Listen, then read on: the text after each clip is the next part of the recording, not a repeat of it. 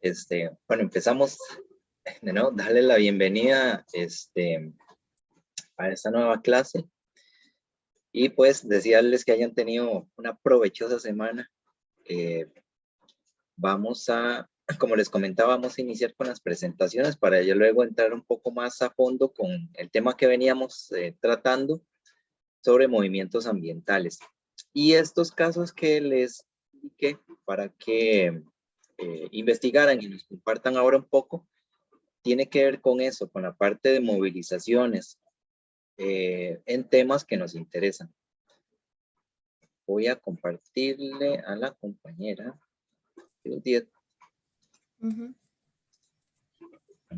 Creo que ya. Entonces, cuando gusten, chicos. Okay, déjame ver acá. ¿Sí se ve bien? Sí. Ok. Bueno, buenas tardes. Nosotros somos el Grupo 1 y les vamos a hablar sobre AECO, que es la Asociación Ecologista Costarricense en la península de Osa, el revés de Stone Container. Entonces, bueno, siguiente diapositiva.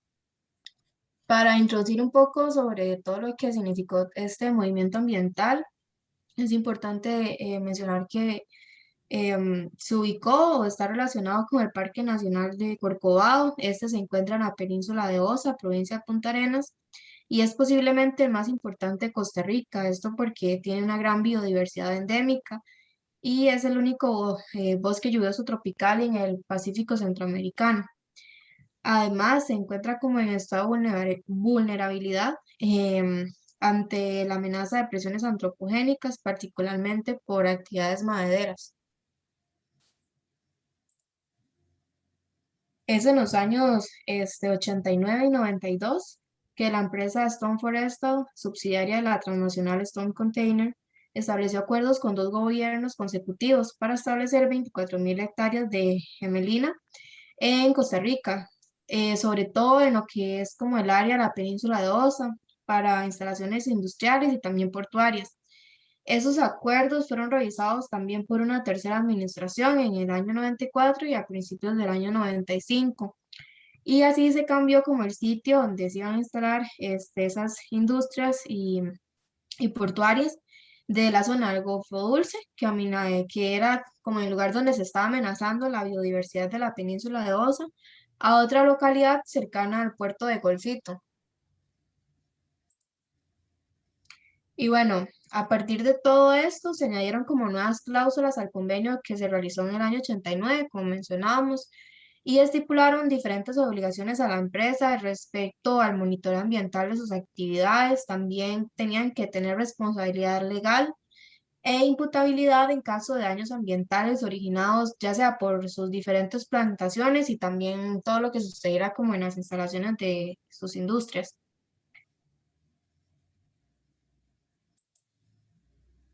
Y bueno, todo esto que mencionamos realmente fue posible por una campaña ambientalista que se dio en el año 93 y 94, lo cual logró un cambio realmente fundamental en todo el proyecto que tenía Stone Container. Y fue, bueno, gracias a la presión de este movimiento ambientalista que describen que era muy activo y estratégicamente consciente, y el cual fue bajo la conducción de la Asociación Ecologista Costarricense AECO. Este movimiento incluso recibió gran apoyo internacional, sin embargo tuvo un desenlace dramático. Esto porque el 7 de diciembre del año 94, después de recibir diferentes amenazas anónimas durante la campaña que hubo por todo este tema con esta empresa, tres dirigentes, perdón, de AECO murieron en un incendio doméstico y hasta la fecha se desconocen como las causas de esto. Además, 6 semanas después de alcanzarse un nuevo acuerdo entre el gobierno y la empresa transnacional que estaba en disputa, falleció un cuarto dirigente del grupo, igualmente como en circunstancias confusas. Y bueno, para hablar un poco de las instituciones y demás organizaciones, ya que es como el tema también de estas presentaciones, es importante destacar que 3 instituciones estatales participaron como intermediarias en la negociación de un nuevo convenio con la empresa en disputa. Una de ellas fue la Contraloría General de la República y bueno, esta institución se apegó a su rol constitucional de auditar la legalidad de los contratos gubernamentales en resguardo del interés público. Y fue así como en septiembre del 94, en un revés trascendental y también decisivo para el contrato que se había otorgado a Stone Container en el año 92, esto para construir instalaciones portuarias en el Golfo Dulce fue desaprobado por esta institución. Esto como oponiendo obligaciones estatales dirigidas al artículo 50 que se encuentra en la Constitución Política y que se estableció en junio del 94 el derecho a un ambiente sano, además de diferentes obligaciones ambientales internacionales que fueron adquiridas por Costa Rica como resultado de la Conferencia de las Naciones Unidas sobre Ambiente y Desarrollo en el año 92. Luego tenemos a la Defensoría de los Habitantes, que 2 semanas después del pronunciamiento que tuvo la Contraloría General de la República, contra este contrato que se había permitido en el año 92, criticó el establecimiento de una zona franca con una evaluación de impacto ambiental ex post en un área que formaba parte de la Reserva Forestal Nacional del Golfo Dulce. Tanto la Contraloría como la Defensoría de los Habitantes censuraron completamente esta evaluación de impacto ambiental que existía para ese momento, pero esto fue por 3 razones, porque determinaron que estaba incompleta, era también insuficiente e inadecuada. Y bueno, como tercer organismo tenemos a la Comisión Interinstitucional de Control y Evaluación de Estudios de Impacto Ambiental, que se creó en marzo de ese mismo año por el Ministerio de Recursos Naturales, Energía y Minas. Bueno, básicamente enfrentaron una escalada de presiones de la campaña ambientalista, tanto a escala local, esto, por ejemplo, de organizaciones comunitarias, también gobiernos municipales que en la península de Osa, hasta una coalición ambientalista nacional, como también de origen internacional. Y bueno, debido a lo que acabo de mencionar, tomaron la decisión de negociar como un nuevo convenio con la empresa Stone Container. Y bueno, ¿qué pasó después de todos estos sucesos y demás pronunciamientos de instituciones? Bueno, se creó una comisión ejecutiva con participación de diferentes actores sociales interesados y a su vez se logró como un acuerdo fundamental y completamente distinto con la empresa. Se creó también una nueva Comisión Nacional de Evaluación de Impacto Ambiental y bueno, esta se estableció en el Ministerio de Ambiente y Energía, la cual se integró con representantes de universidades y también de la sociedad, además de una comisión de seguimiento y monitoreo también surgió específicamente en el marco del acuerdo con Stone Container. También, bueno, es importante mencionar que en el año 95 se aprobó lo que es la nueva Ley Orgánica del Ambiente y esto también, bueno, a su vez se creó la Secretaría Técnica Nacional Ambiental, la que se conoce popularmente como CETENA, y esta es una dependencia del MINAE. También, bueno, con todo esto dicho, es importante destacar que todo esto sucedió como por presión social, por diferentes grupos ambientales, movimientos como el que presentamos de AECO, por diferentes actores sociales involucrados y demás, y que el gobierno al parecer como que reaccionó por esa presión y de no ser así, tal vez habrían acuerdos de este tipo vigentes. Entonces, desde acá se ve como la importancia que tienen estos grupos ambientalistas. Bueno, y es que para comentarles un poco sobre unas noticias que recuerdan lo importante que son estas luchas, en el semanario Universidad para el año 2020 se presentó una noticia que se llama Recuperan,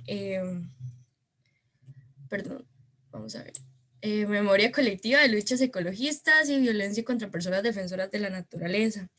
Y es que acá básicamente fue un conversatorio con defensoras de varios países, entre ellos México y Colombia, donde se presenta un libro que se llama Una memoria que se transforma en lucha, 30 años de criminalización del movimiento ecologista en Costa Rica. Y es que todo surge, como dijo mi compañera, por la muerte de estos 4 líderes de la ECO en 1994, y su muerte se dio después de haber liderado con éxito una campaña para frenar la construcción de un muelle y una planta astilladora en medio de la Reserva Forestal Golfo Dulce en la península de Osa contra la Stone Forestal S.A. El libro registra las 13 las historias de 13 asesinatos de personas defensoras del ambiente perpetrados en Costa Rica entre 1975 y 2020. Además, se consideró importante incluir información sobre violencia que viven las mujeres defensoras y las personas indígenas. Y bueno, es que con todo esto surge esta pregunta, si verdaderamente Costa Rica es verde y pacífico. Y es que básicamente la represión, la violencia y la criminalización contradice todo esto. Y por ende el libro rescata estas cifras bastante alarmantes. Además que detrás de cada muerte siempre están esas familias que luchan constantemente y estas personas que están en estas organizaciones y en estos movimientos realmente son personas que tienen interés sobre los recursos, sobre lo que la gente defiende, los territorios, los ríos, el agua y su derecho a respirar. Como dije anteriormente, en el conversatorio se expuso diferentes cifras de países como Ecuador y Colombia, y es que la situación en Colombia es bastante alarmante. Para el año 2020 fue el país con mayor cantidad de personas defensoras de la tierra y el medio ambiente asesinadas en el mundo, con 64 asesinatos. Una de las personas del conversatorio define todo esto como un sistema de opresión múltiple, racista, patriarcal, colonialista, y por eso esa violencia es mucho más brutal contra las mujeres, pueblos indígenas, comunidades afrodescendientes que defienden los derechos de los pueblos. Y bueno, con todo esto bueno, también con todas estas noticias y demás información se han surgido varios logros, y es que en el 2019 se aprueba esta ley que reconoce el papel que juegan las personas defensoras de los derechos humanos y la naturaleza y la necesidad de protección.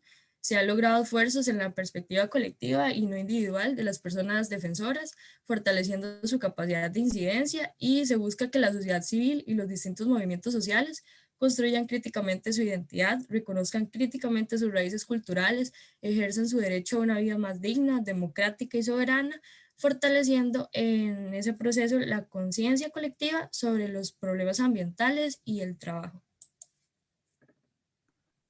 Y bueno, ya para ir finalizando y comentando acerca de la influencia que tienen las organizaciones en temas de luchas sociales para la preservación del ambiente, es común que se dé la creación de grupos organizados, llamados también organizaciones no gubernamentales o por sus siglas ONGs. Y de hecho, la Asociación Ecologista Costarricense fue una de las primeras ONGs ambientalistas que se pronunciaron en el país. De manera muy general, y como se ha podido ir deduciendo con lo que mis compañeros han explicado, el rol de estas entidades es dedicarse a promover intereses, a proteger el medio ambiente, a proveer servicios sociales fundamentales y hasta a fomentar el desarrollo comunitario. Asimismo, la creación de estas organizaciones se da por medio de la ciudadanía, en conjunto de académicos, profesionales en ambiente, científicos y hasta políticos, siempre que sean muy comprometidos con la conservación y que estén dispuestos a participar en todos los procesos que implica el diseño de una estrategia para la conservación de la biodiversidad.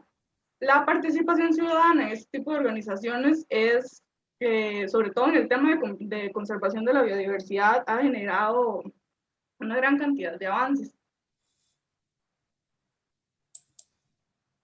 Entre los principales aportes y avances se hace énfasis en estos cuatro. Primeramente, está el fomento a la participación activa y organizada de los habitantes.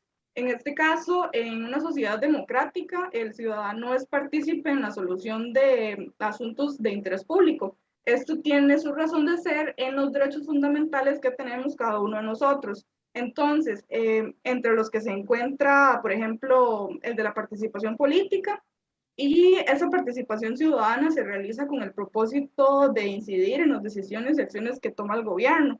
Esto con el objetivo de colaborar en la búsqueda del bien público, y también, por supuesto, se toma en cuenta, como se mencionó antes, el artículo 50 de la Constitución, que como ya hemos visto a lo largo de la carrera, menciona que todas las personas tienen derecho a un ambiente sano y ecológicamente equilibrado. Por esta razón, tenemos el deber de denunciar los actos que infrinjan este derecho y de reclamar también la reparación del daño causado.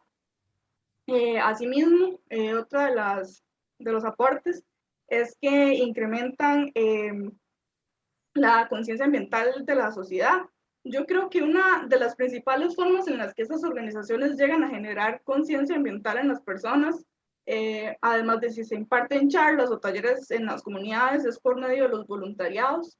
Usualmente lo que más se ve, o me parece que se ha puesto como más de moda, por decirlo así, es la limpieza de playas o ríos, en donde de fijo han visto se recuperan cantidades exageradas de residuos. También hay algunos que tienen que ver con la preservación de animales en peligro, por ejemplo, con las tortugas marinas, que aquí en el país es un tema muy sonado, y por supuesto también en la preservación de áreas de conservación. Todo esto entonces va de la mano con el tercer punto, que es que ayudan a conservar el medio ambiente y que no empeore. Y por último está la creación de una mejor legislación ambiental. De hecho, la participación de estas organizaciones ha permitido crear legislación ambiental y apoyar políticas proactivas a favor de la conservación. Asimismo, también se ha tenido la costumbre de convocar ciudadanos, universidades y organizaciones cuando se discuten proyectos de ley o cuando se diseñan planes o programas públicos de distintas índoles. Por ejemplo, con la ley forestal y con la ley de biodiversidad. También cuando se promulgó la ley de la conservación de la vida silvestre, se estableció un comité asesor que tenía como representante, tenía un representante dentro de este comité de las organizaciones conservacionistas privadas. De la misma forma, con la ley orgánica del ambiente, la Asamblea Legislativa convocó a distintos sectores de la sociedad, de la academia y también de las organizaciones ambientalistas existentes en aquella época para poder discutir esta ley. Y eso sería todo.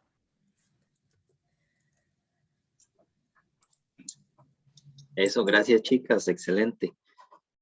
Sí, las organizaciones ambientales y las ONGs han tenido un peso fundamental y una presión bastante estratégica en nuestra normativa ambiental. Gracias a Dios, hay muy buenas intenciones en todos estos esfuerzos y han logrado pues que aquí sea un país tan característico y tan diferente, ¿verdad?, al resto de la región. Y todavía continúan muchas luchas ambientales y muchos temas que dan de qué hablar, ¿verdad? Ahora, con el tema de las elecciones, pues está el debate ahí de la explotación de hidrocarburos y gas natural en nuestro país. Bueno, ¿tiene o no tiene la capacidad el país para explotar esos recursos? Si es que hay, ¿verdad? O sea, si es que es factible explotar petróleo aquí o gas natural. Ese es un tema que se tiene que llevar de la mano con la evidencia científica, pero también con qué nos representa a nosotros mejor. No somos un país minero, no somos un país petrolero, no tenemos carreras dedicadas al tema de explotación de minerales o recursos naturales. Entonces, bueno, si avanza una discusión de este tipo, pues vamos a tener ahí esas organizaciones y ONGs dando su criterio. Igual que lo que ha pasado con el tema de la pesca de arrastre versus el cultivo de camarón, ¿verdad? Que bueno, ya el tema de pesca de arrastre ya quedó enterrado en la asamblea, pero de ahí no sabemos qué va a pasar con este nuevo gobierno, qué puede entrar más adelante. ¿Algún comentario, chicos, de lo que expusieron las compañeras?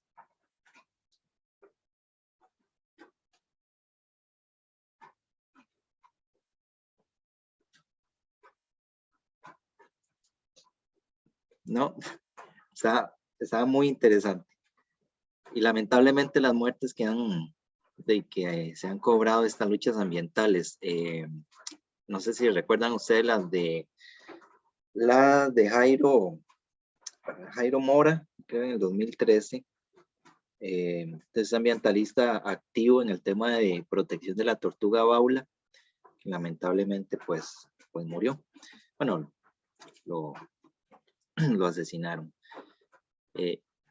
Y en sí hay muchos ejemplos, ¿verdad? En Latinoamérica, como bien dicen las compañeras, México, Colombia, Guatemala, a raíz de ponerse en contra de proyectos, ¿verdad? Que tienen un apalancamiento muy fuerte en los gobiernos, que es de lo que nosotros tenemos que prestar mucha atención.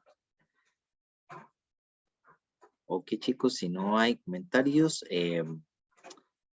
vamos a ver el grupo 2, no sé, Alondra y Francini. Sí, profe, yo voy a compartir. Eso, Alondra, vamos a ver.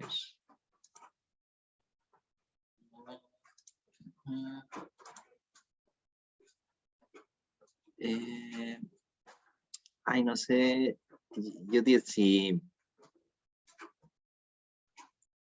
Vamos a ver, es que como que no puedo... ¿Estás con el control de la pantalla? Ahora sí, ahora sí. Listo.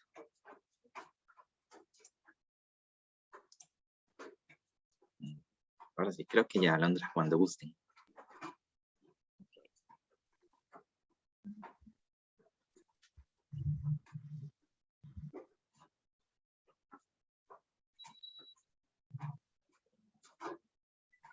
Ya se ve, ¿verdad? Sí. Ok, buenas tardes. A la compañera Francini y a mi persona nos tocó el tema de la expansión piñera en Pital y las luchas para contener el monocultivo y la contaminación del agua por bromacil. Bueno, primeramente, Pital es un distrito de la zona norte en San Carlos Alajuela, donde a lo largo de los últimos años han habido muchos problemas a causa de la contaminación del agua por la industria piñera.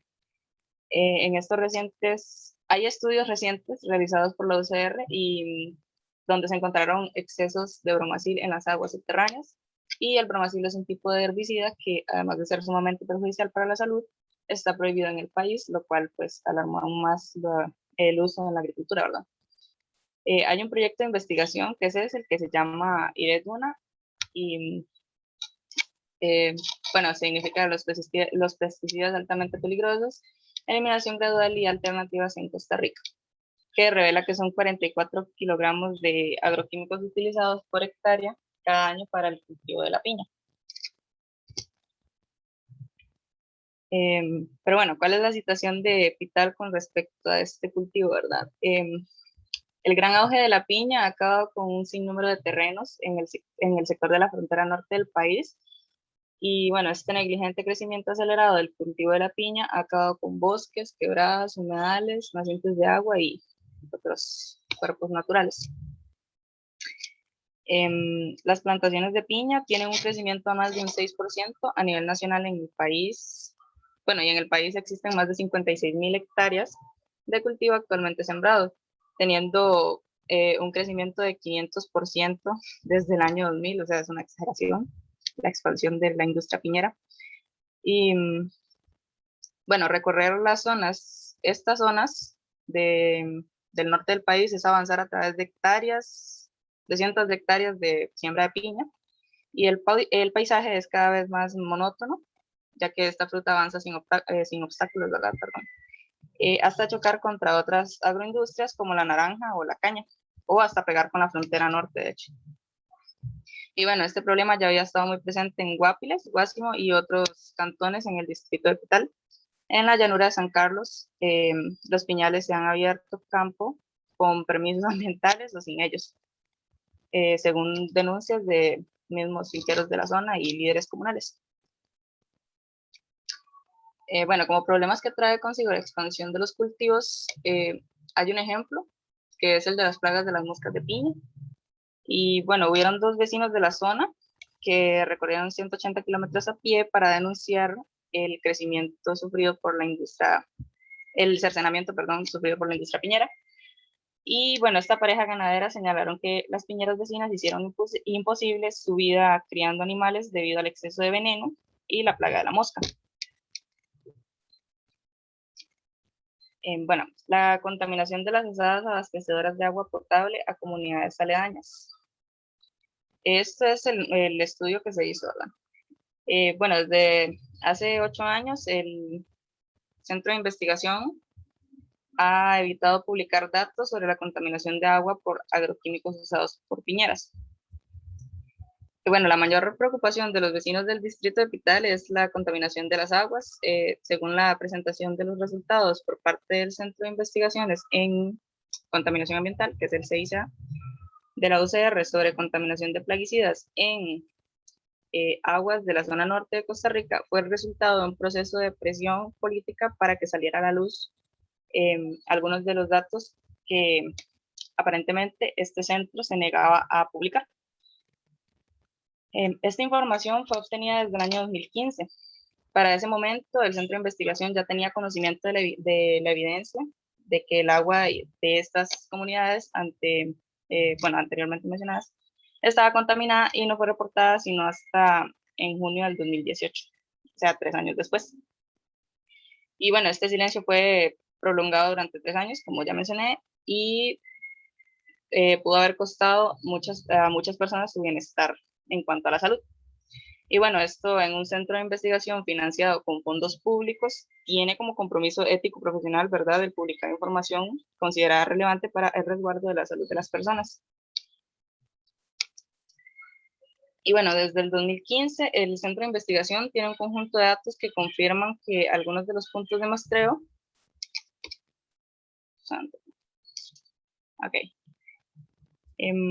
algunos de los puntos de muestreo están contaminados con bromacil, que es un herbicida, al igual que la metrina y el diurón. Y también tenía metalaxil, que es un fungicida, al igual que el carbenzazim y hexacisona, que también es un herbicida, pero no los habían hecho públicos. Y bueno, lo más grave de esto es que algunos de los 32 sitios muestrados son fuentes de agua para el consumo humano de comunidades pertenecientes a Pital. Y bueno, la presencia de estos agentes químicos podría provocar dolores de cabeza, vómitos, mareo, alergias y asmas. Y bueno, este tipo de prácticas es una grave falta moral, ¿verdad?, y ética de parte de los funcionarios públicos que deciden engavetar información clave para el debate nacional sobre el fenómeno de la expansión piñera en el país, que el país posee.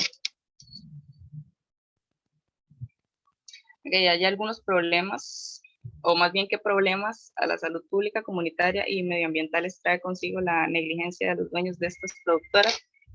Y es que, primero, los impactos de la actividad piñera descontrolada y a gran escala son muy graves y rebasan lo ambiental, ¿verdad?, porque afectan a la salud humana y a los animales y violentan los derechos de los trabajadores. Como segundo punto, a nivel ambiental, la expansión descontrolada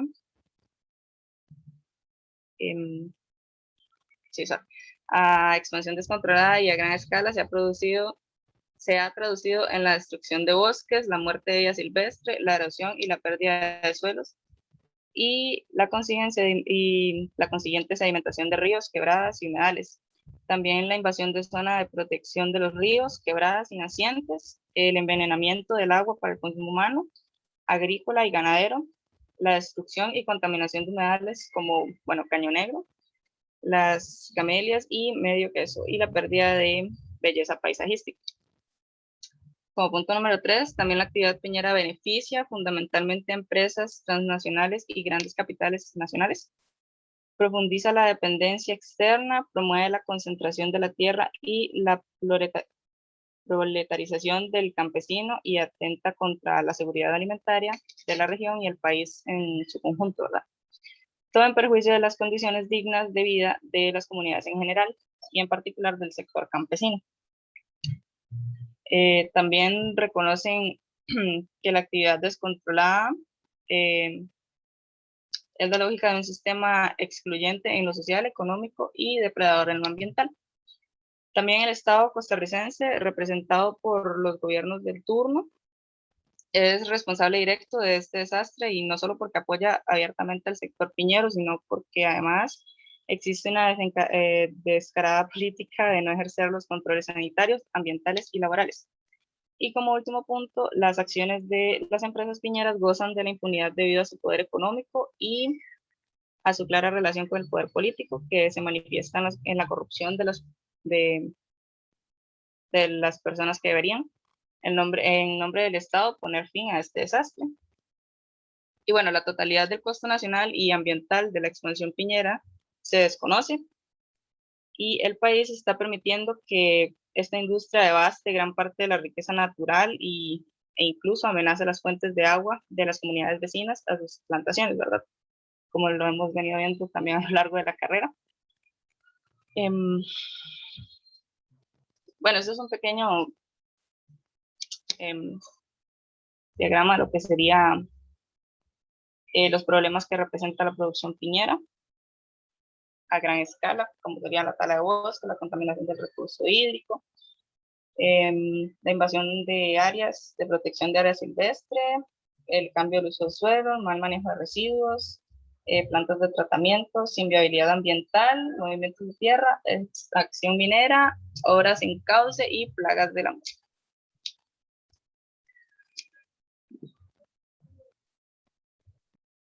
Buenas tardes, ¿me escuchan? Sí, Ok. Los resultados que han obtenido los gobiernos respecto a este problema o qué soluciones han brindado. Tenemos que las condiciones están dadas para que continúe la impunidad del delito ambiental a un año de grandes movilizaciones contra la expansión. Las promesas del gobierno no se cumplieron. Un 74% de las fincas piñeras con viabilidad ambiental nunca han sido inspeccionadas, lo cual nos lleva a pensar que el problema persiste. En el gobierno de Solís Rivera, 2 vecinos se aproximaron hasta Casa Presidencial para entregar al presidente en ese momento, Luis Guillermo Solís, un pliego petitorio que se tradujo en una serie de acuerdos entre los que se encontraban el primer acuerdo, que en muy corto plazo, habrá una visita de inspección de alto nivel a varias fincas piñeras en la zona norte. Posteriormente será lo mismo en la zona sur y el Caribe. En el segundo acuerdo se dará un seguimiento prioritario a las denuncias presentadas contra fincas que incumplen requisitos ambientales y laborales o que operan sin viabilidad ambiental.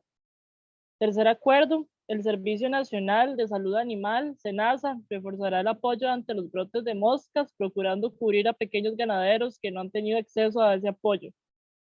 Y como último acuerdo, tenemos el Ministerio de la Presidencia revisará la posibilidad de una declaratoria de emergencia ambiental en el Cantón de los Chiles y de una moratoria nacional a la expansión piñera.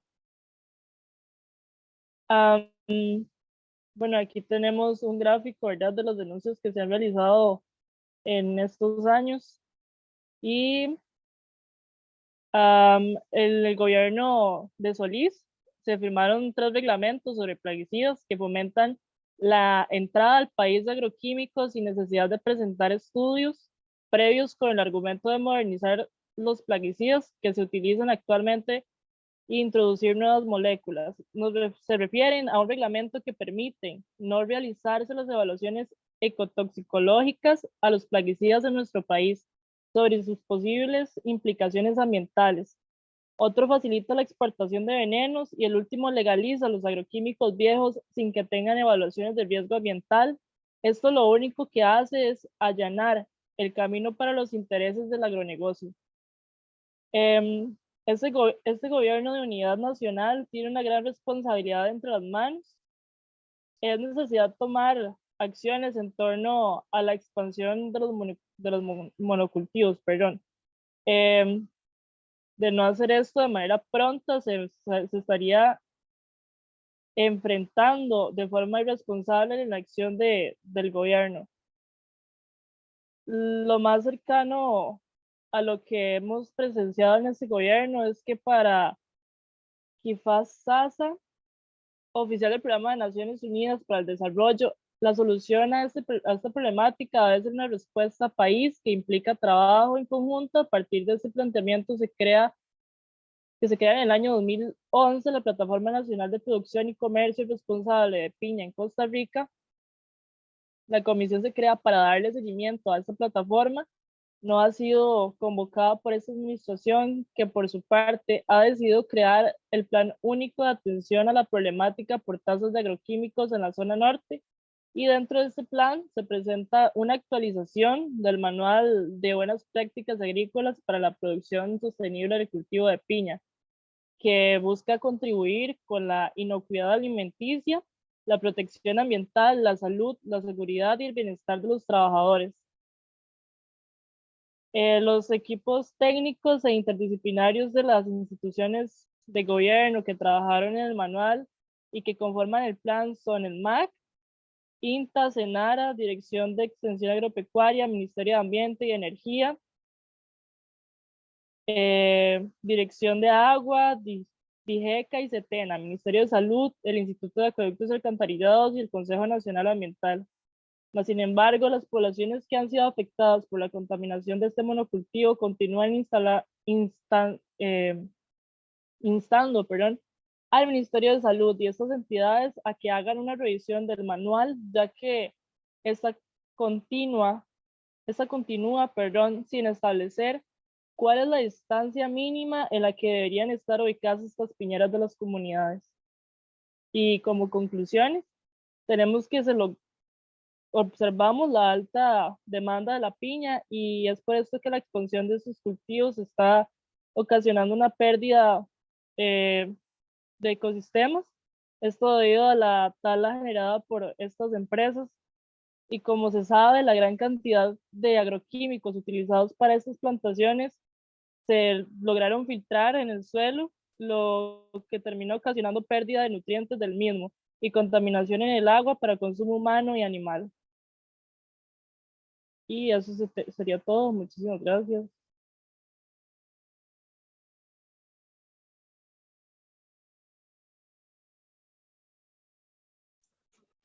Gracias, chicas. Es un tema muy polémico.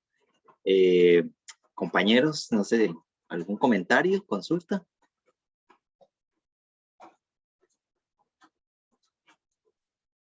Profe, yo desde que empecé con todo esto de la carrera de suerte mental fue que vi como el impacto que tenía esto de las piñeras, porque para mí, no sé, no me había parecido tan grave como la siembra de esto y todas estas cosas.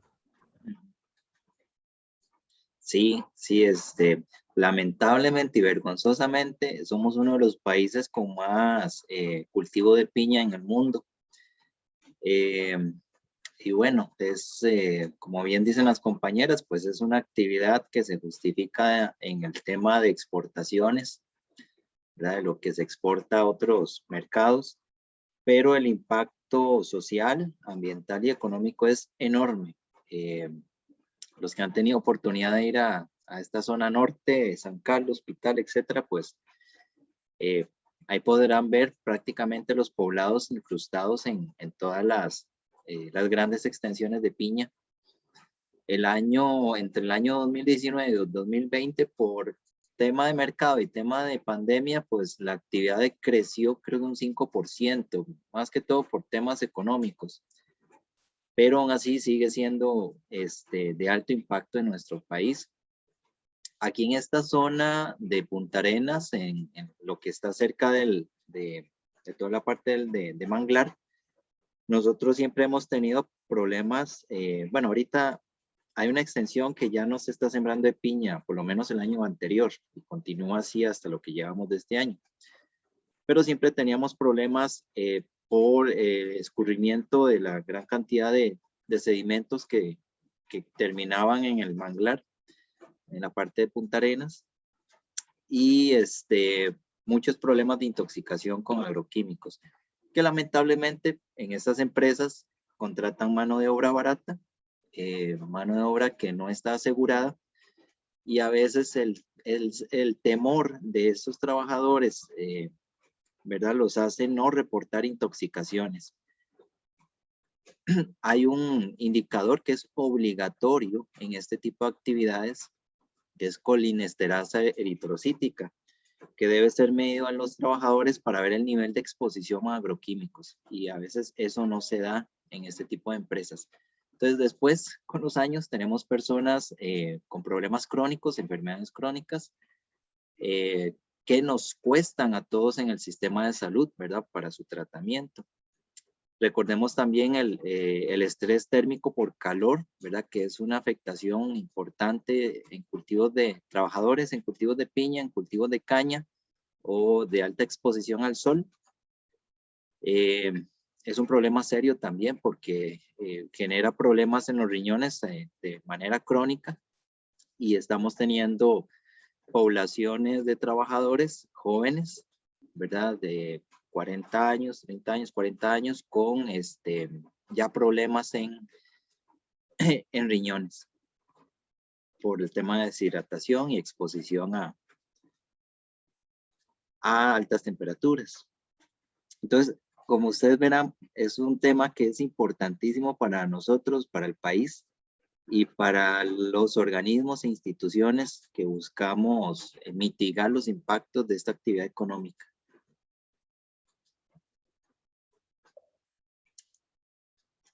Ok,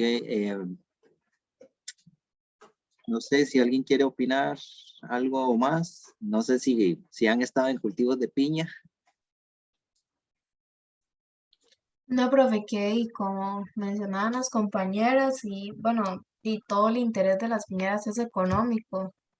A veces si se quiere ver sostenibilidad en eso, no hay por la parte social y como mencionaba usted, los trabajadores a veces están de forma ilegal en el país y reciben pagos muy bajos por todo eso, pero lo necesitan, entonces afectan la salud de ellos por lo mismo de que no pueden hablar y también el ambiente se está viendo totalmente perjudicado y bueno, como es un monocultivo se afecta demasiado el suelo. Entonces, lo único que se rescata, y creo que por eso no se toca ni se ha hecho nada, porque está a la vista de todos, digamos, esta problemática y es conocida, y de igual forma no cambia. Bueno, a mi parecer no cambia, sigue igual, casi en su totalidad. Entonces, predomina como la parte económica y seguramente. eh, Como se dice popularmente, toda la argolla tal vez de los empresarios, dueños de esas grandes empresas, ¿verdad? Que son ellos los que se ven beneficiados por todas las ganancias, porque los trabajadores se llevan la peor parte en todos los sentidos, las comunidades también, y al final las personas que aprecian todo ese dinero son los grandes empresarios, a mi parecer. Sí, sí. Yo no tengo los números, pero sería interesante ver cuánto nos cuesta el esfuerzo de cultivar una piña aquí y en cuánto se vende una piña en Europa o en China. Ahora que también se están iniciando exportaciones de piña a China. Creo que el año pasado se inició con eso. Sí, es una problemática muy seria. Y eso que nosotros tenemos una legislación ambiental robusta en comparación con otros países. Hay países de la parte de Asia que vieron una oportunidad en la palma de aceite y como hay poco control, pues ahí es cultivar lo más que se pueda palma y eliminar bosque. Entonces, uno se queda impresionado. Bueno, y también el tema de la caña con el etanol. Pero bueno, son cosas que nos ocupan mucho a nosotros en el tema sanitario y ambiental. Pero sí, súper importante. Ok, gracias al grupo 2. Vamos con los chicos. Vamos a ver una experiencia fuera de nuestro país con el grupo 3. No sé si está listo Steve, Priscila, Isaac. Sí, profe, yo comparto. Ok, vamos a ver. Vamos a ver una experiencia fuera de nuestras fronteras. Cuando gusten, chicos.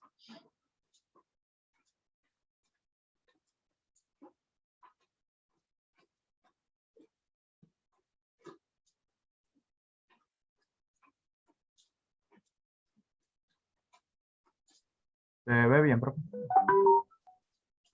Yo lo veo bien, no sé, los compañeros. Sí, se ve. Listo. Ok, bueno, ¿se me escucha bien? Sí, es que está lloviendo un poco aquí. Sí, se te escucha. Ok, bueno, a nosotros, bueno, mi compañero Estiperas, Isaac Urbina y mi persona Priscila Serrano nos correspondió lo que sería el tema del río Citarum en Indonesia, una lucha contra las grandes textileras.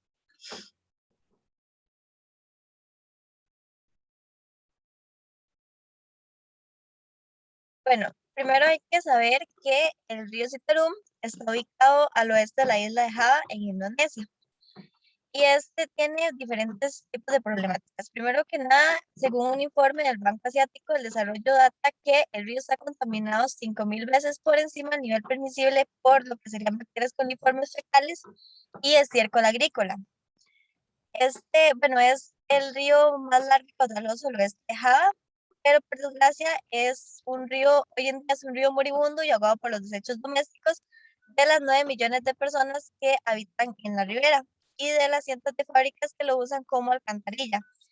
Y bueno, es tan densa la alfombra de basura que flota sobre él que las pequeñas barcas de madera de los pescadores artesanales del lugar, es la única pista de que ahí hubo agua, bueno, de que hay agua ahí. Bueno, primeramente hay que saber que todo comenzó a finales de los años 80, ya que se dio una rápida industrialización de la ribera del Citarum. Hoy en día hay más de 500 fábricas y muchas de ellas están dedicadas a la industria textil, las cuales liberan sus vertidos al Citarum a lo largo de las 200 millas que lo recorren. También muchos de los pescadores artesanales del lugar ya no se dedican a pescar. Algunos sí, y lo que hacen es poner como ciertos tipos de rejas o como algún tipo así alrededor del lugar que quieren pescar para evitar como que la basura se interponga en la pesca, pero es muy poco ya los peces que hay en el lugar. Entonces para ellos es un poco más rentable recoger la basura recoger los desechos que hay en el lugar para venderlos, ya que sacan grandes cantidades de bolsas llenas de botellas de plástico, patas de sillas, guantes de goma y entre otro montón de cosas que usted se puede imaginar que ellos van a vender. Sin embargo, el riesgo de contraer alguna enfermedad por nada más unos 2 o 3 euros a la semana es bastante alto. Y por último, dice que los expertos aseguran que la gran contaminación que arrastra el río afectará a la planta eléctrica que hay en el lago Segulín, ya que el Citarum es uno de los 2 ríos que alimentan el lago, y esto podrá hacer que en un futuro el generador no funcione correctamente y prive de energía eléctrica a las fábricas, que son de hecho las que lo están contaminando.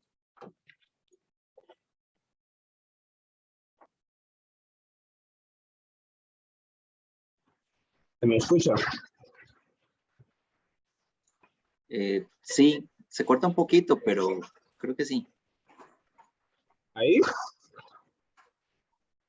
Dale, creo que sí. Bueno, para empezar a introducir lo que son los derechos humanos y la salud conforme a lo que ha pasado en este río, hay que retomar las características de los derechos humanos, que son, los derechos humanos son universales, son intransferibles, irrenunciables e inalienables, son imprescriptibles y acumulativos, son incondicionales y son inviolables. Son integrales, interdependientes, invisibles y complementarios.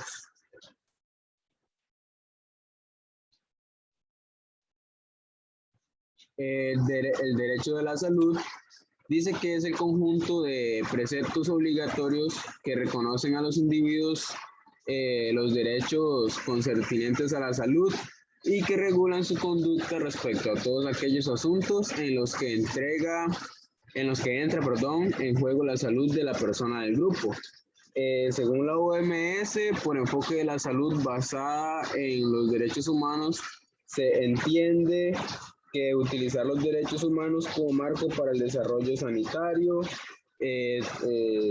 evaluar las consecuencias que tiene cualquier política programa o legislación sanitaria para los derechos humanos y adoptar medidas al respecto, tener en cuenta los derechos humanos en la concepción, la aplicación, la supervisión y la evaluación de todos los tipos de políticas y programas. Además, como extra, quería mencionar que la Declaración de Alma Ata reitera que la salud es un estado de completo bienestar físico, mental y social, y no solamente la ausencia de afecciones o enfermedades.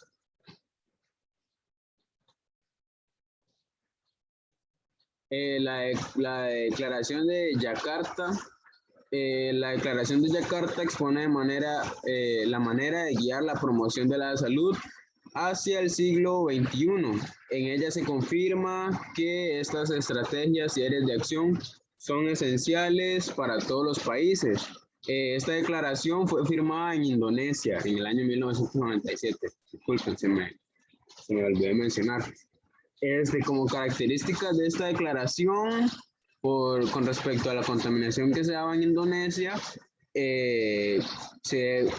algunas características son promover la responsabilidad social para la salud, incrementar las inversiones para el desarrollo de la salud, expandir la colaboración para la promoción de la salud, incrementar la capacidad de la comunidad y el empoderamiento de los individuos, garantizar una infraestructura para la promoción de la salud. Por otro lado, también quería mencionar que los participantes en la reunión de Yakarta de 1997 pidieron a la OMS que encabezara la creación de una alianza mundial para la promoción de la salud y facultara a los Estados miembros para poner en práctica los resultados de la conferencia. Como parte clave también, ¿verdad?, de esta función, la OMS debe conseguir la participación de los gobiernos, las organizaciones no gubernamentales, los bancos de desarrollo, los organismos de las Naciones Unidas, los organismos interregionales, las entidades bilaterales, el movimiento laboral, las cooperativas y el sector privado en la propuesta de medidas prioritarias para la promoción de la salud.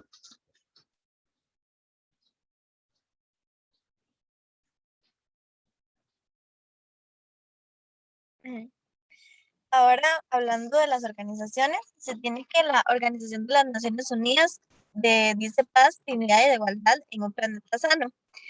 Bueno, ellos lo que tratan es tener un mejor acceso al agua que ayude a crear nuevas posibilidades para las personas en algunas de las comunidades más remotas del mundo. Esto con la ayuda del objetivo 6 de los Objetivos de Desarrollo Sostenible. El objetivo 6 lo que trata es de garantizar la disponibilidad de agua y su gestión sostenible y el saneamiento para todos. Las metas del objetivo cubren tanto el aspecto del ciclo de agua como también el sistema de saneamiento. Ellos tienen ciertos desafíos, específicamente ya que el 80% de las aguas residuales retornan al ecosistema sin ser tratadas o reutilizadas. Eso según la UNESCO en el 2017. También se tiene que las aguas contaminadas y la falta de saneamiento básico obstaculizan lo que sería la erradicación de la pobreza extrema y de las enfermedades en los países más pobres. Tenemos que en el 2017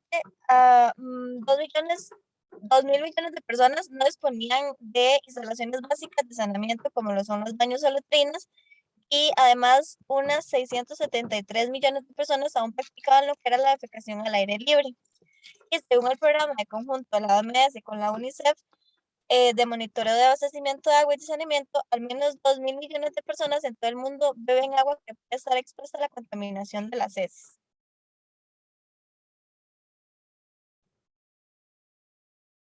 Además, hay otra organización, esta específicamente en Indonesia, que se llama Race for Water, que es una fundación para preservar el agua. Ellos saben que hoy en día solo el 60% de los residuos de Indonesia se recolectan mediante sistemas de gestión municipal. El resto lo que se hace es que se quema a cielo abierto o se vierte en el medio ambiente, directamente a menudo en los ríos. Para el 2017, el gobierno de Indonesia anunció un compromiso para reducir la producción de desechos en un 30% y de plásticos en los océanos en un 70% para el 2025. Y a nivel nacional se espera, o bueno, se está estudiando lo que sería aplicar un impuesto sobre los plásticos para incentivar a las empresas a encontrar alguna otra alternativa un poco más sostenible.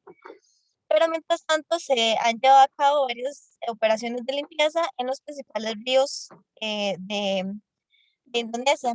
Esto con la colaboración del ejército y de varias universidades. Además, el presidente se ha dado 7 años para descontaminar el río Citarum, que es tristemente conocido como el más contaminado del planeta. Igualmente hay ciertas áreas del río que sí se limpian con regularidad y se está comenzando a realizar inversiones en los sistemas de recolección y gestión de residuos. Pero es aquí donde se puede ver la enorme disparidad que existen entre las ciudades y las regiones a nivel de infraestructura, ya que en las grandes aglomeraciones como lo son en Yakarta, ellas sí están dotadas en general de una recogida de residuos domésticos a domicilio, pero entre más se va alejando uno del centro de la ciudad, los servicios desaparecen. Entonces lo que hacen es dejar a la población que se apañe por sus propios medios. Y ya como último, varias de las empresas más importantes que han surgido en los últimos años están estableciendo sistemas de gestión más sofisticados, incitando así a las empresas de los hogares a separar sus residuos de origen.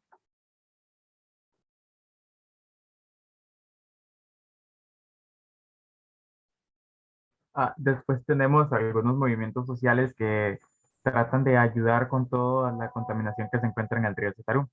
Hay uno que se llama un proyecto de patrulla de las aguas del Citarum, las cuales son regidas por un activista ambiental, el cual la función que tiene es que él recorre los canales del río Citarum para ver dónde están los vertientes ilícitos o los lugares en donde están depositando químicos, como digamos de las textilerías, para poder denunciar o cosas así.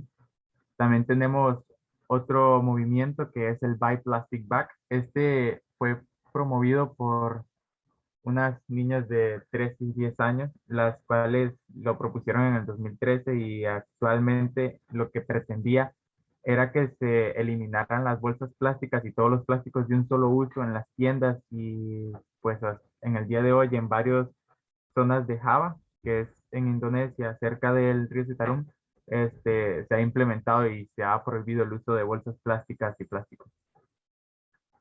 También tenemos los rebuscadores, que son los que mencionó mi compañera, que son personas que van en arcas, en barquitos de madera y van recogiendo basura que sea, bueno, desechos reciclables, los cuales puedan vender. Estos, pues, en gran parte han ayudado mucho a la limpieza del río al momento de vender estos, porque están sacando toneladas para la venta, aunque también ponen en riesgo sus vidas por enfermedades o algo parecido. Además, el gobierno tenía un compromiso que era reducción de la producción de desechos, que en la cual lo que pretendían era cambiar las conductas de, de consumismo, reducir las fugas provenientes de las actividades terrestres como las textilerías, reducir las fugas provenientes de actividades marítimas, reformar las regulaciones y endurecer la aplicación de las leyes y aumentar los medios financieros.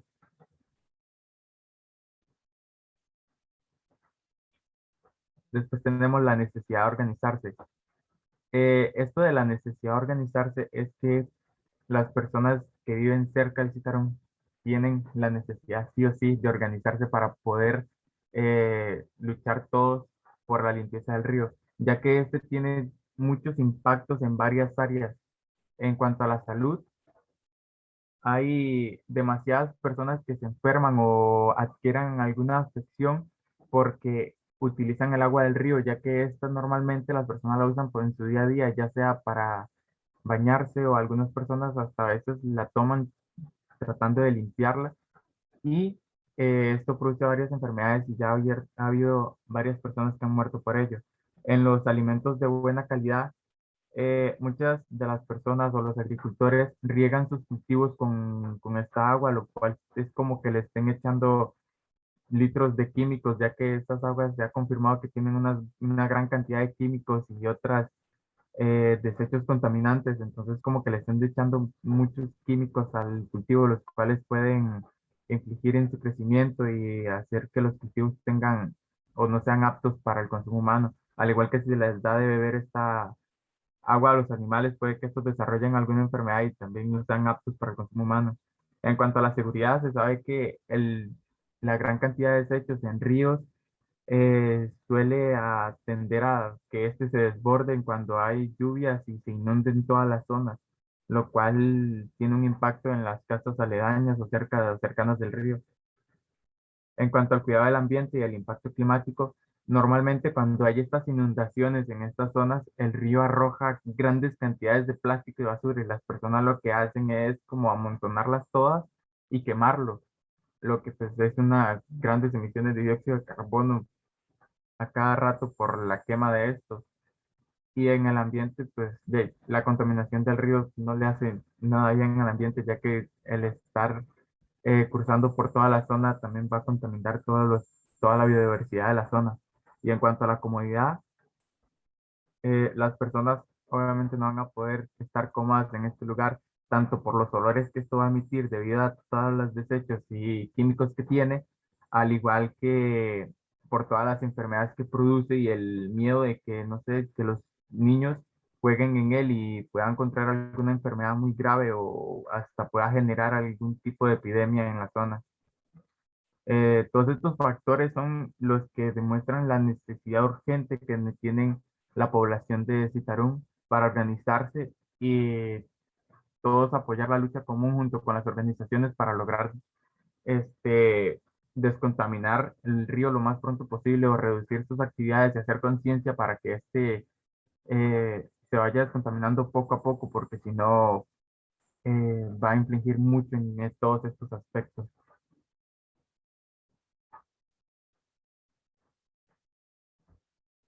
Eso sería todo. Muchas gracias. Listo, gracias. Gracias, chicos. Sí, excelente. Cuando yo vi un documental sobre ese río, bueno, no, a veces es como un choque ahí por el nivel de contaminación y como les digo, son países que no son tan estrictos en sus normativas ambientales. Entonces, de la cantidad de textileras que ustedes mencionaron al principio, no recuerdo cuántas mencionaron, 50 y resto eran. Ustedes dieron el dato por ahí. Del auge de, perdón, de estas empresas que son de interés para el gobierno de esa zona, si acaso 5, mucho 10%. ¿Sí? Preguntó la cantidad de empresas del lugar, ¿fue? Sí, creo que ustedes, ¿verdad? Indicaron ahí una cantidad. Son aproximadamente 500 empresas y la mayoría sí son de fábricas textiles. Exacto, muchas gracias. Perfecto. Sí, muy pocas tienen sistemas de tratamiento de aguas residuales y no es obligatorio o exigido por el gobierno en esa zona. Pero hay grupos organizados ambientalistas, ¿verdad?, que denuncian constantemente todas las irregularidades y malas prácticas en el manejo de aguas, especialmente las que tienen metales pesados. Y hay una crítica muy fuerte de las textileras que están ahí porque son las que le brindan materia prima a un montón de casas de moda y marcas importantes. Gap, Tommy, hay muchas marcas ahí involucradas. Entonces, es esa doble moral y esa crítica al mismo sistema de consumo en donde nos venden prendas, pero al mismo tiempo somos cómplices también de todas estas situaciones, ¿verdad? En la cadena de valor de los textiles. Y ahora hay una tendencia, por dicha, que se está haciendo un poco, está teniendo fuerza, que es el reciclaje de la moda, ¿verdad? Ustedes han visto que sale una colección y se aprovechó y ya luego se desecha. Entonces están reciclando y sacando prendas, ¿verdad? Que son de buena marca y todo, para reutilizarla. Pero sí, estas situaciones son reales e impactantes. Hay otros ejemplos, por ejemplo, bueno, en África, especialmente con el tema de aprovechamiento de residuos eléctricos y electrónicos por la escasez de materia prima, bueno, que es increíble, o sea, las condiciones de vida de muchos pueblos que se dedican a rebuscar entre la basura electrónica cosas de valor, ¿verdad? El tema de la quema de cable, quema de plástico para recuperar el metal, etc. Yo, wow. Pero sí, estos temas son importantes también porque hay movimientos, hay grupos organizados que luchan contra esto y contra los mismos gobiernos que a veces son muy permisivos en esta situación. China, por ejemplo, China era hasta no hace mucho el lugar donde llegaba casi todo el desecho eléctrico electrónico, hasta que dijeron ya no más por los niveles de contaminación atmosférica que tienen las ciudades.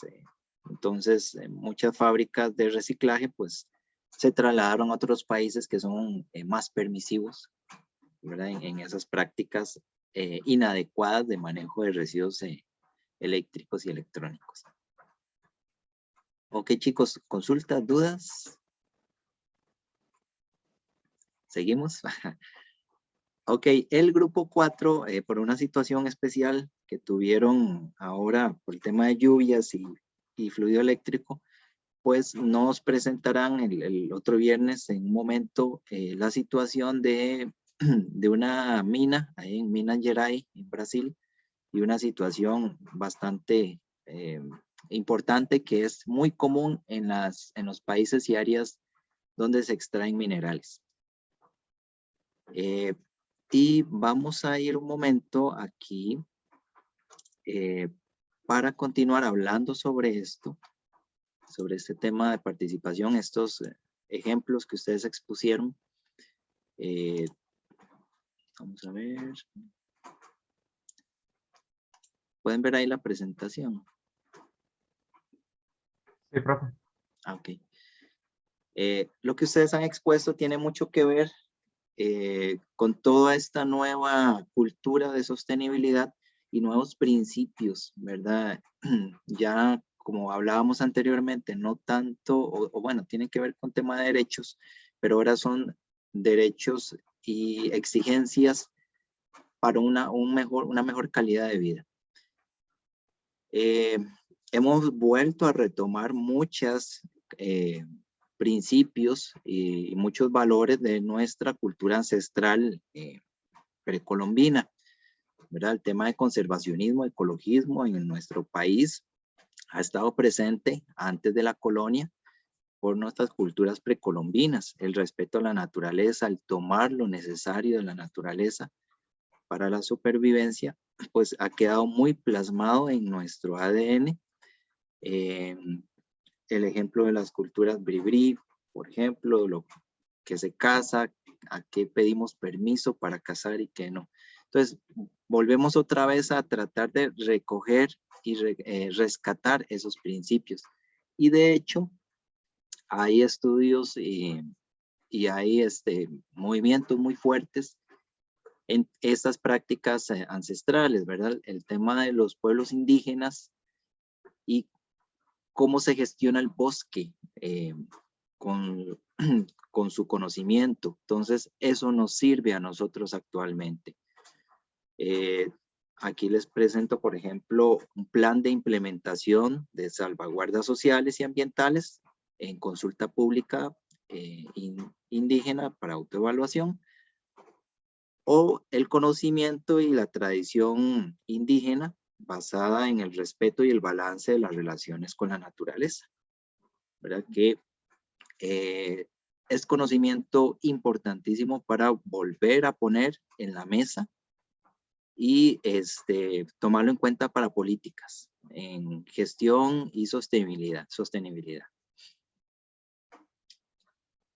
¿Por qué estamos redescubriendo esta parte de nuestra conexión íntima con el entorno? Bueno, primeramente, nuestro país ha sido muy activo en las luchas ambientales, especialmente a partir de los años 70. Lo que mencionaba en alguna de las presentaciones, la generación de movimientos fuertes como el Comité de Defensa del Patrimonio Nacional, la Asociación Costarricense de Conservación de la Naturaleza, ASCONA, y luchas importantes como la que se dio para lo que era que no se instaurara la explotación de bauxita en nuestro país, en San Isidro del General, la famosa lucha contra Alcoa, ¿verdad? Contra la compañía de aluminio. Una transnacional bastante fuerte en ese momento. Eso originó en el tema de Alcoa que se movilizaran una gran cantidad de actores y el tema de la universidad y el movimiento estudiantil tuvo un papel sumamente protagónico, incluso había muchos cuestionamientos como se da ahora, pero en ese momento estaba muy sonado el tema del proyecto de ley para permitir la explotación de bauxita aquí y cómo tenía buen ambiente en la Asamblea Legislativa y entre muchos diputados. Tenemos también a uno de los principales fundadores del movimiento ecologista en Costa Rica, don Ricardo Quesada López Calleja, ¿verdad? Él fue el que fundó el movimiento ecologista en Costa Rica y el Comité de Defensa Patrimonio Nacional, el CDPN, en 24 de abril de 1970. Por supuesto, con un grupo de estudiantes era una revolución cultural de principios, de nuevos principios y de protección a nuestros recursos naturales por parte de estas generaciones jóvenes, ¿verdad? Que eran muy activas y luchaban con mucha energía y tenían muy bien definidos sus principios conservacionistas. Algunas luchas importantes para citar en este tema y que ha sido parte de nuestros movimientos ambientales en el país. Las denuncias de comercio y explotación de arqueología nacional, ¿verdad? Todo lo que extrajeron de nuestro país y fue llevado a colecciones privadas. En el caso del rescate de mucho material que estaba en California, que fue rescatado de nuestro patrimonio indígena. En el 74, como les indicaba, el CDPN y la campaña en contra de convertir a Isla del Caño en un casino. La isla se declaró reserva biológica y hoy forma parte de la área de conservación de OSA. Entonces, imagínense, si no hubiera sido esa lucha, tendríamos un casino en la Isla del Caño. Y lamentablemente, pues, eventos como la muerte de 325 cetáceos en Playa Tambor en el 76 por la contaminación de amoníaco anhídrido liberado por un buque en el Golfo de Nicoya. Otras luchas, el tema de la protección de la tortuga verde en el Caribe en el 79, ¿verdad? En una campaña fuerte en la Asamblea Legislativa para que se lograra proteger. En el 77, la primera comisión investigadora que se instauró para determinar la contaminación del Golfo de Nicoya y el mar patrimonial que conllevó a la muerte de varios cetáceos. Y argumentos importantes ecológico-jurídicos para derogar la ley 5500 que permitía la construcción de oleoductos interoceánicos a través del territorio nacional. Bueno, entonces, vean que han sido temas de mucho peso que si no se hubieran abordado, ¿verdad? Desde nuestros principios de conservación, pues tendríamos una realidad de una Costa Rica totalmente diferente a la que conocemos ahorita. Ok, con el tema de cobertura forestal, ¿ustedes han visto este gráfico?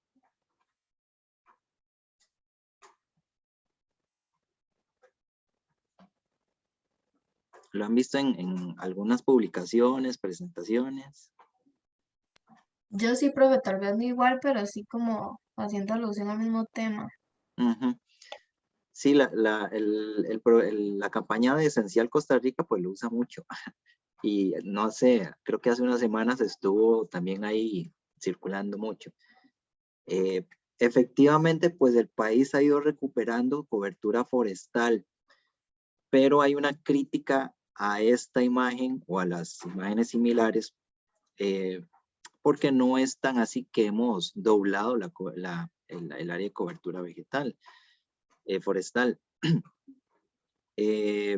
Hay algunos estudios que dicen que Costa Rica desde la década de los 90s, ¿verdad? Que empezó todo el boom con el tema ambiental, ¿verdad? Río de Janeiro 92, la ley forestal, la ley de conservación de vida silvestre, etcétera. Empezó a reforestar y a proteger bosque. Pero de la década de los 70s hasta la actualidad, pues se ha mantenido constante el porcentaje de cobertura forestal. Se habla que lo que hemos recuperado ha sido más o menos como un 10%. Voy a buscar y voy a pasarles una lectura bastante interesante, ¿verdad? Que critica un poco esto porque se ha tomado mucho para hacer publicidad sobre el país, más que para dar hechos relevantes o científicos. Y lo que no se habla es de la calidad de bosque que tenemos, porque pasamos de un bosque primario a bosque secundario, bosque en regeneración y el efecto de fraccionamiento del bosque, ¿verdad? Que deja incomunicadas áreas importantes.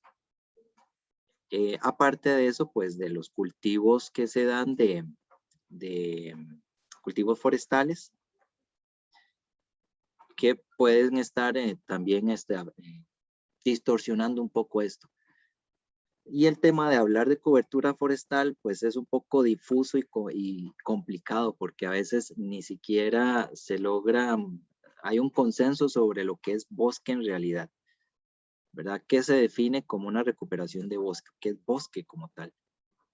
Entonces, se los comento nada más para que lo tengan presente, ¿verdad? De que a veces nos presentan cosas así, pero hay que ir un poquito más allá, ¿verdad? Sobre, bueno, qué tipo de bosque se está recuperando. Realmente cuánto hemos recuperado que sea bosque con funciones ecológicas importantes. Y no solo plantaciones forestales u otros. Sí, esto es parte de lo que les estaba comentando. Pero lo que sí es bueno indicar es que, pues sí, somos un país que hemos estado ganando un poco más de cobertura forestal y no la hemos estado perdiendo como en otros. El tema de Brasil, por ejemplo.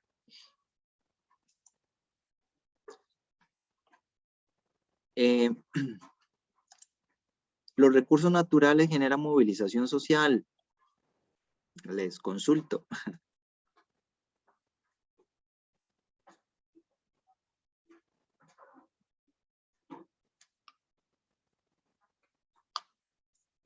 ¿Qué opinan, chicos? Para no hablar solo yo. Yo digo que sí, profe. ¿Verdad? Adelante. No sé si iba a decir que sí y que también, y que bueno, al menos para mí lo veo bastante en lo que es el turismo, porque muchos turistas buscan lugares verdes. Uh-huh. Sí, aunque hay que tener cuidado con el turismo, en la sobreoferta del turismo, porque también genera impactos importantes.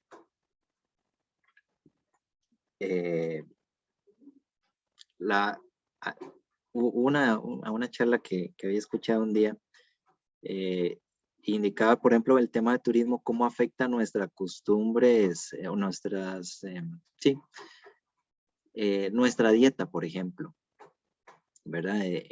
Metemos platillos nuevos, platillos que no son los tradicionales nuestros, cambiamos nuestra dieta completamente.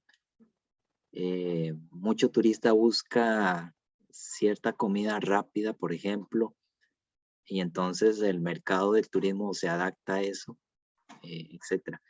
O la capacidad de carga de los bosques o de las reservas, o la capacidad de carga en algunos sectores frágiles. Hay áreas que son para buceo o donde pues, se promueve la visitación de corales, pero el mismo turista estropea los corales, los pisa, los genera basura, etc. Pero sí, para la imagen de turismo que estamos tratando de proyectar como país, hay que tener mucho cuidado, hay una doble moral ahí. ¿Qué reacciones tendría el ser humano ante satisfacción de necesidades? ¿Verdad? Obviamente nosotros dependemos de los recursos naturales, el agua, por supuesto. En una modificación reciente en el artículo 50, ahora el agua es un derecho humano. El agua está por sobre actividades privadas, acceso a agua para consumo. Entonces, por supuesto, las comunidades reaccionan. Ustedes lo han visto tal vez en noticias, cómo se protegen fuentes de agua asadas contra desarrollos inmobiliarios o turísticos en la parte de las costas. ¿Verdad? Entonces, hay una fuerte reacción a protección de los recursos locales. Estos son algunos ejemplos, ¿verdad? El tema de Río Veracruz, aquí en Guasimal. Fue una lucha importante porque se quería dar una dotación de agua para un proyecto privado mucho mayor a la autorizada, que iba a afectar el caudal ecológico de este río. Entonces la comunidad pues se organizó y afortunadamente pues ese proyecto de riego no prosperó, ¿verdad? Y estaba apoyado por el gobierno, pero no prosperó. Gracias a la acción de las comunidades.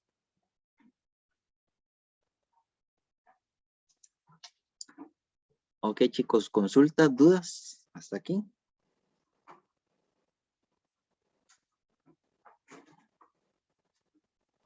No, profe, todo bien, nada más que vino el tema, ha estado bastante interesante, todo esto de los movimientos ambientalistas y así. Sí, en la lectura que les dejé, que tiene que ver con esto, ¿verdad? Los movimientos ambientales, a veces cuando lo leí, bueno, yo no sabía que esto estaba pasando en Costa Rica años atrás.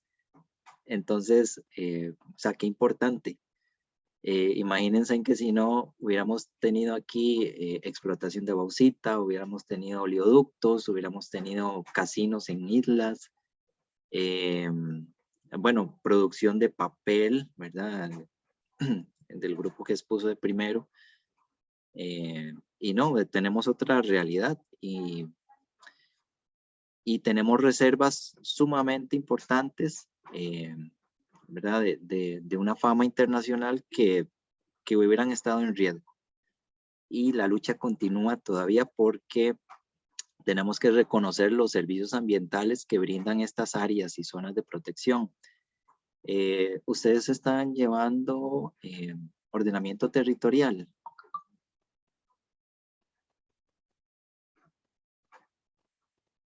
No sé si están con el curso de ordenamiento territorial.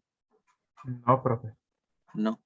Cuando lo vean, vieran qué interesante los planes de ordenamiento territorial y algunas, ¿cómo se llama? Iniciativas, ¿verdad? De años atrás, por ejemplo, el de proteger el Braulio Carrillo, el de los anillos de contención que hay para que la ciudad de San José y otras áreas urbanas no crezcan hacia las montañas. Varias limitaciones en construcción que hay en Escazú, por ejemplo. Hay un límite marcado entre lo que es Escazú ciudad y la parte de arriba que es un poco más agrícola, y esos anillos de contención que evitan que se urbanice y que generen situaciones de deslizamientos por falta de cobertura forestal. es muy interesante. Incluso, bueno, lastimosamente hay unos proyectos interesantes en San José para hacer interconexión, ¿verdad?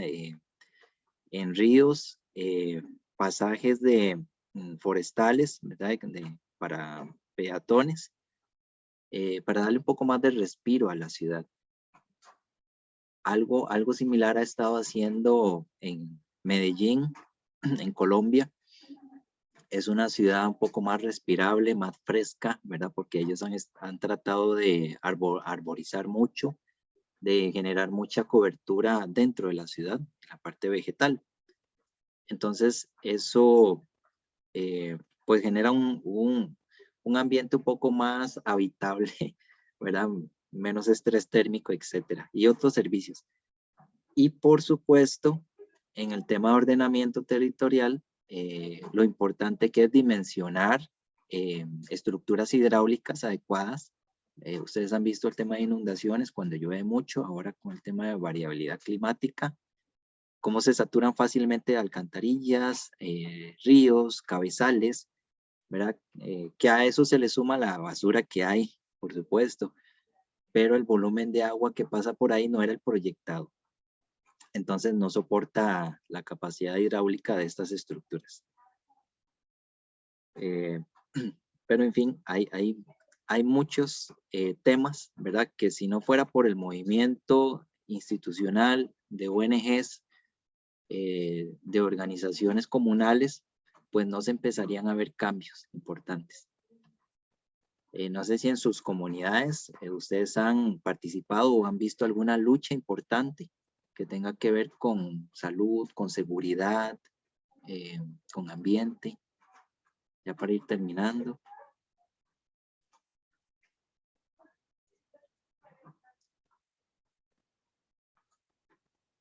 No sé, chicos. Bueno, yo no, profe.